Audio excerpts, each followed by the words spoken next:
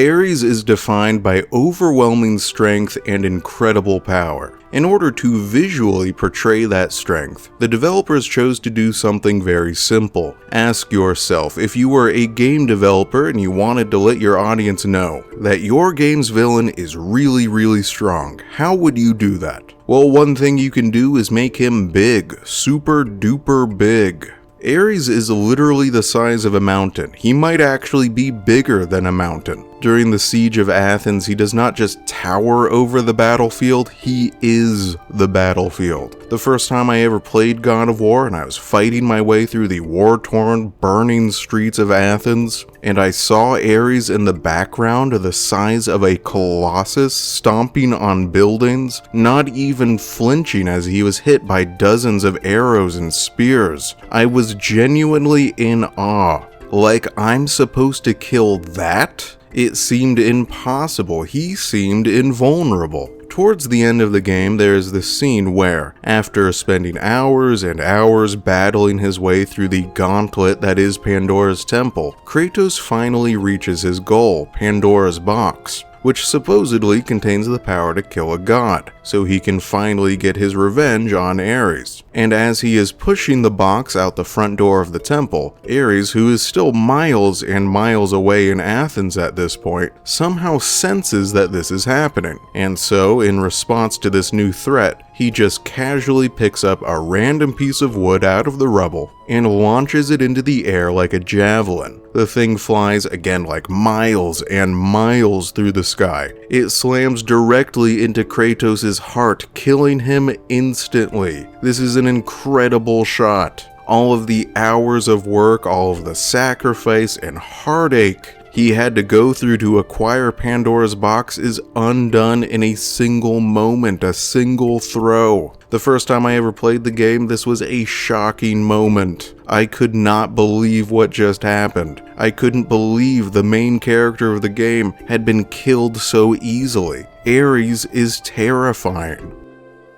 And later, when you finally do face him in battle at the end of the game, he does not disappoint. Fighting this boss can feel like running face first into a brick wall. This is a massive spike in difficulty in what was already a very difficult game. He is extremely hard to beat, even on lower difficulty settings. However, none of that reveals his true role in the story. Instead, his true purpose in the narrative is to be a source of corruption.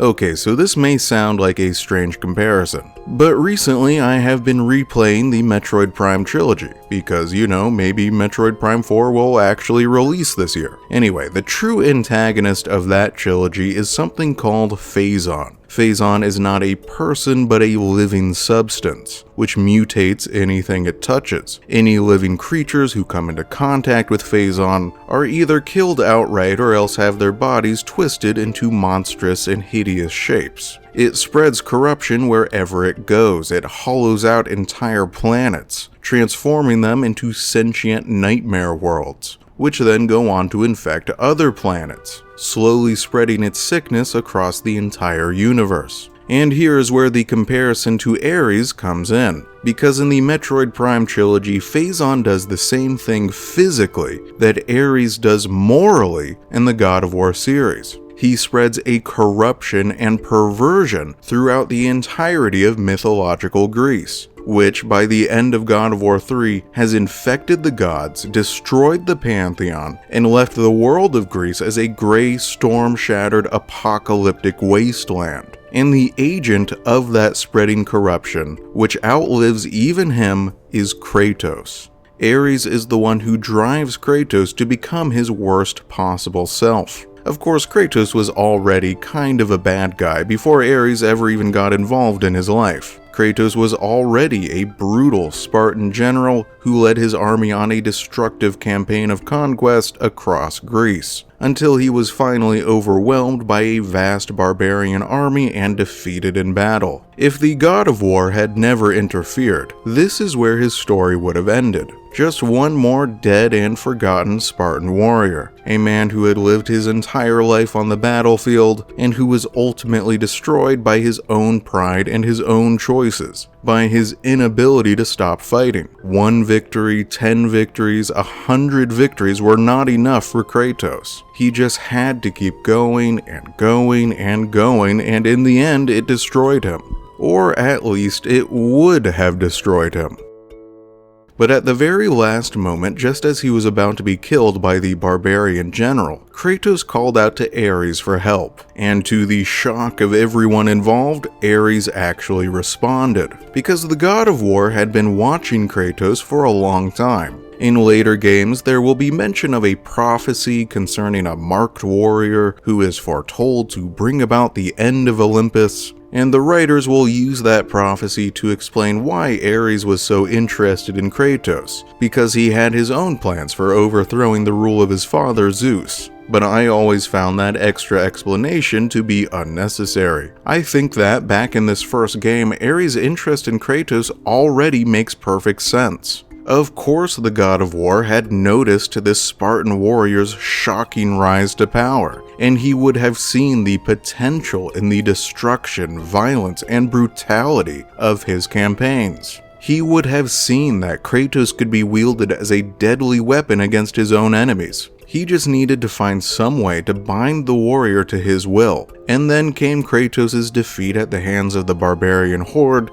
and Ares found his opportunity. Kratos pledged himself to serve Ares in exchange for victory in this battle, and Ares happily obliged. In a storm of blood and gore, every single barbarian on that battlefield was instantly killed. Kratos and his Spartan army were saved, but at great cost. Ares ordered his minions to graft the burning blades of chaos to Kratos' very flesh as a mark of his servitude to the god of war. From that day forth, the Spartan became his slave. Not that Kratos minded all that much. Back then, he loved fighting, loved killing, and most of all, loved winning. He happily murdered anyone Ares told him to, willingly burned down entire villages, and slaughtered anyone living there. Women, children, the sick, the old, the defenseless, he didn't care, so long as it was his insane master's will.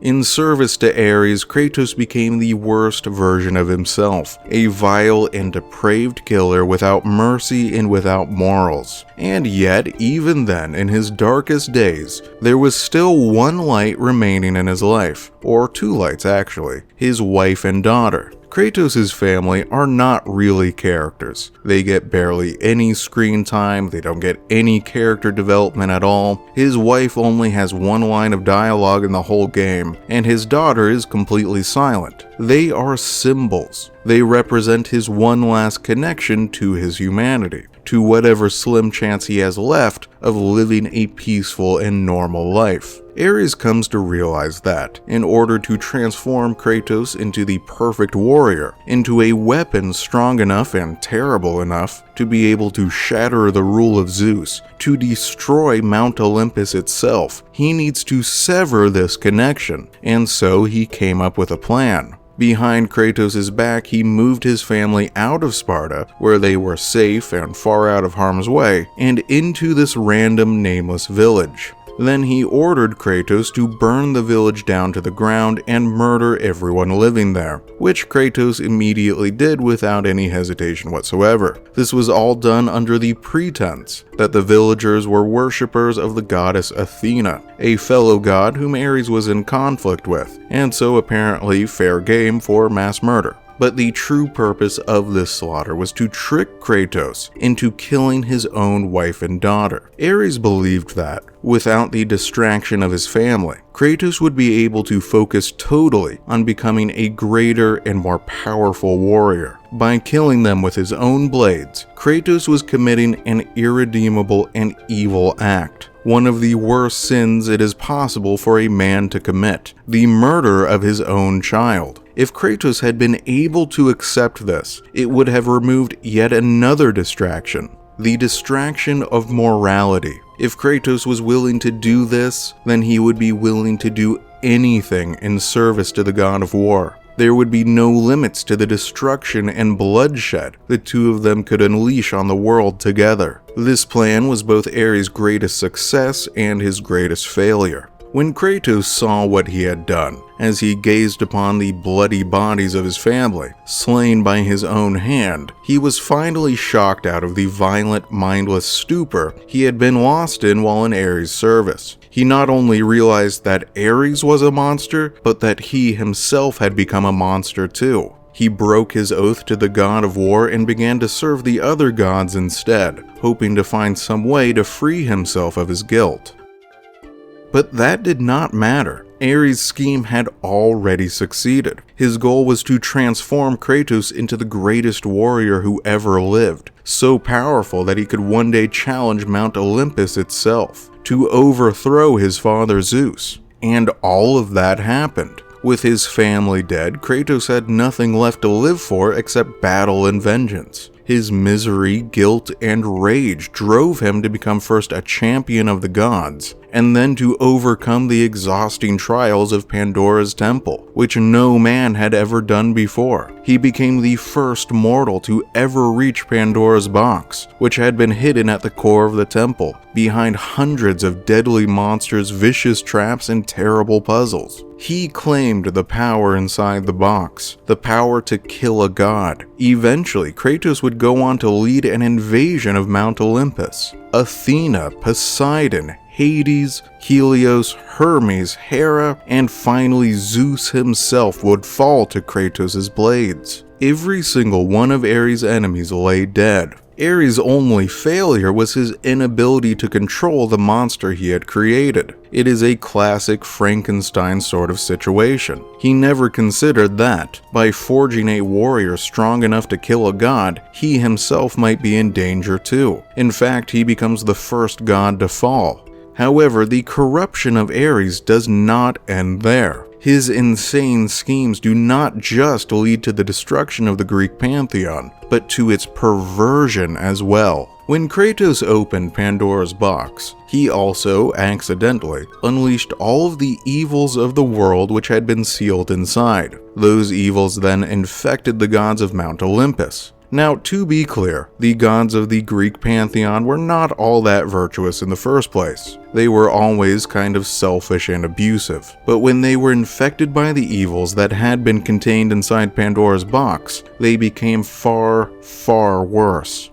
They became consumed by paranoia, cruelty, arrogance, and jealousy. Even if Kratos had never invaded Mount Olympus, from the moment Pandora's box was opened, they were probably already doomed to civil war and destruction, driven mad by the evils of the world. And all of that is Ares' fault. If he had never saved Kratos, or later never tricked him into murdering his own wife and child, then Kratos never would have become a warrior strong enough to overcome Pandora's temple and reach the box. And even more than that, if Ares had never led the invasion of Athens, then Athena never would have tasked Kratos with killing the god of war. He never would have gone to the temple in search of the power to kill a god in the first place. He never even would have known that such a power existed. The true source of the corruption of the Greek gods was not Pandora's box, and the true source of their destruction was not Kratos. If you follow this cataclysmic domino of events back to the beginning, it all leads to Ares.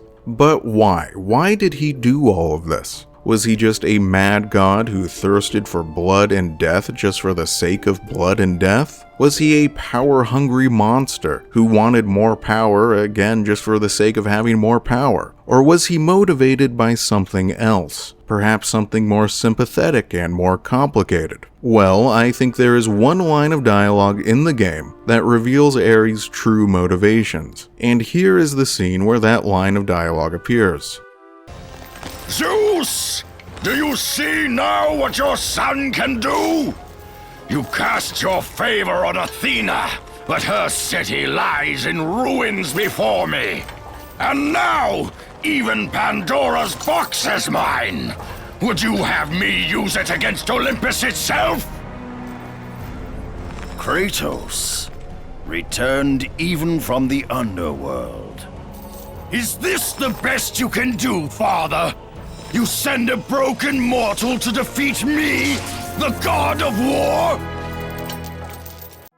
This scene takes place at the very end of the game. At this point, it appears as if all of Ares' plans have succeeded. His invasion of Athens is complete. The city lies in ruins, utterly devastated. As I discussed earlier, he has already killed Kratos once and taken Pandora's box from him. He holds the power to destroy Mount Olympus in his hands. And what does he do with this terrible power? Well, he calls out to his father Zeus and asks, "Do you see now what your son can do?" He accuses his father of favoring his sister Athena, but just look, he's proven himself the superior child. He has won. In other parts of the game, the narrator explicitly describes Ares as insane. And the source of this insanity are his intense feelings of jealousy, inadequacy, and resentment. Ares is jealous of his sister Athena, of the apparent favoritism she has received. He feels inadequate in the face of his father's tremendous power and goes to extreme lengths to try and prove himself worthy of his father's approval. He resents his family for not recognizing what he believes to be his own superior abilities. In truth, Ares is just a big child. All of this death and devastation was a vain and immature attempt to get his father's attention. Themes of friction between parents and their children, and particularly between fathers and their sons, run throughout the entire God of War series. In God of War 2 and 3, it will be revealed that Kratos is another son of Zeus, and they will ultimately attempt to destroy each other in a conflict that will devastate all of Greece. In Ascension, we will meet the son of Ares, Orcos. Orcos is treated with the same disdainful and dismissive attitude by Ares as Ares was by his own father. There is a repeating cycle of conflict between fathers and sons here. Obviously, the Norse games are all about the often rocky and dramatic relationship between Kratos and his own son Atreus.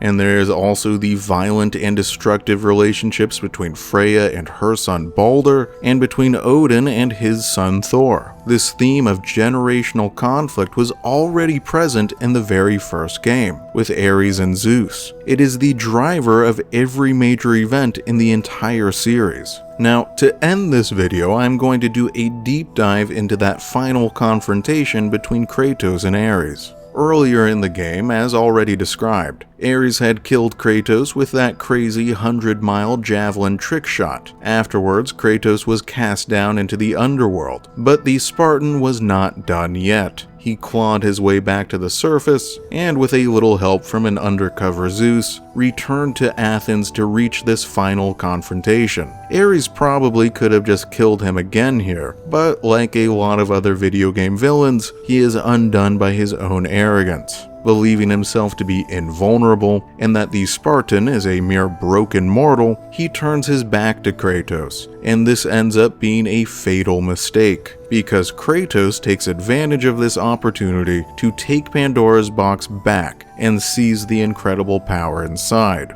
To visually represent this newfound power, Kratos grows to super duper size, big enough to match Ares. Next, notice what happens in this scene. Right before the battle begins, these grotesque and bizarre burning insectoid appendages burst out of Ares' back in a shower of blood. This is a common sort of video game moment that I have discussed in other videos, particularly in regards to the Resident Evil series. There are a lot of Resident Evil villains who, at first, look like normal people, but then when you face them in battle, their bodies suddenly transform into these twisted and grotesque shapes, and it is revealed that they were actually a monster all along. And that is exactly the same thing that is happening to Ares here. His outward appearance has changed to reflect his internal wickedness, and also to set up a really cool battle. This boss fight has 3 phases.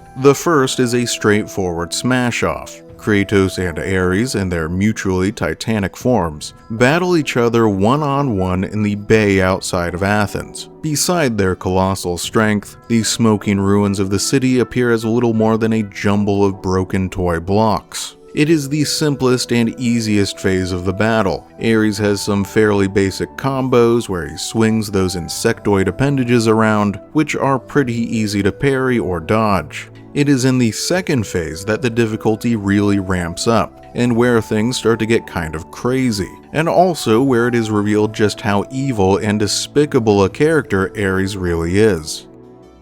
After being wounded in battle, he declares that while there are many ways to kill a mortal, flesh that burns, bones that break, but to break a man's spirit is to truly destroy him. With these ominous words, he transports Kratos inside some form of magical pocket dimension, a small piece of land floating in the void of space, where he gives Kratos the opportunity to change the past, to save his family from himself, so that they never died at all, so that none of this ever happened. He gives Kratos the opportunity to do what the other Olympians will deny him, the possibility of erasing his guilt. The way this phase works is that Kratos' wife and daughter stand in the middle of the arena, while the player must fend off an army of shadow versions of Kratos. This is one of the most difficult fights in the entire series. It is brutal, it goes on forever, it feels like the onslaught will never end.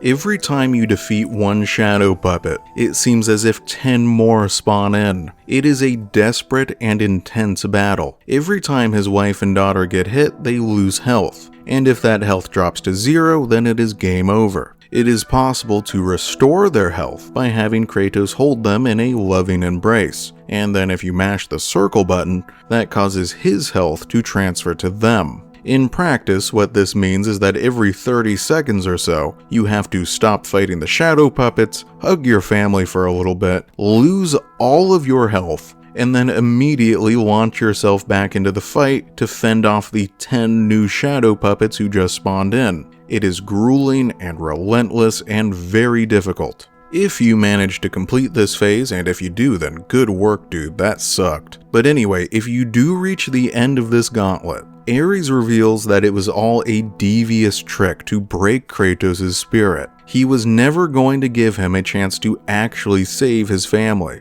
It was just an elaborate illusion. So Ares is not just a big child, he is also a sociopath. He then violently tears the Chaos Blades out of Kratos' flesh, and then uses them to once again slay his family before his eyes. At this moment, Ares has taken everything from him. His family, his home, his power, even his weapons. He falls to his knees, his spirit finally broken. But at the last second, just before Ares kills him, Kratos leaps out of the way. He realizes that the gods of Olympus have left him a sign of hope.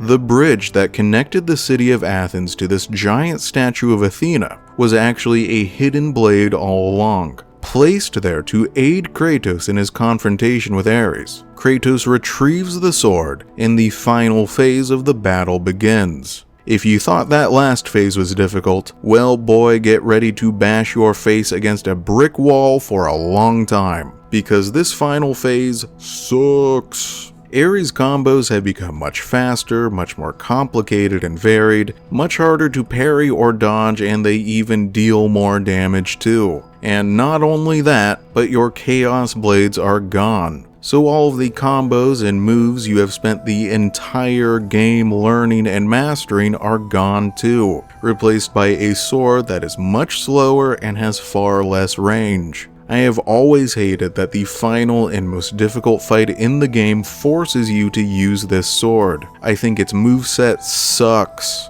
Like, the final phase would have been hard enough anyway, but this inferior weapon makes it so much more frustrating. Anyway, if you manage to complete this phase, then victory is finally yours. Congratulations. Seriously, good work. And now, to finish this video, we are going to watch Ares' final moments. Mostly so that, just in case you've never played the game before, you get to hear Kratos' one-liner here because it is pretty badass. Okay, here it is. Remember, Kratos, it was I who saved you in your time of greatest need. I haven't forgotten, Ares. I remember how you saved me. That night. I was trying to make you a great warrior. You succeeded. In the end, Ares turns out to be a bit of a wimp. With the battle lost, he makes a final pathetic plea, reminding Kratos that he once saved his life, that he was only ever trying to help Kratos become a great warrior. And then Kratos is like, you succeeded. And then booyah! Right in the heart, asshole! Go screw yourself, loser. I love that line. I think it may be the best one-liner in any action video game ever. It's so much fun.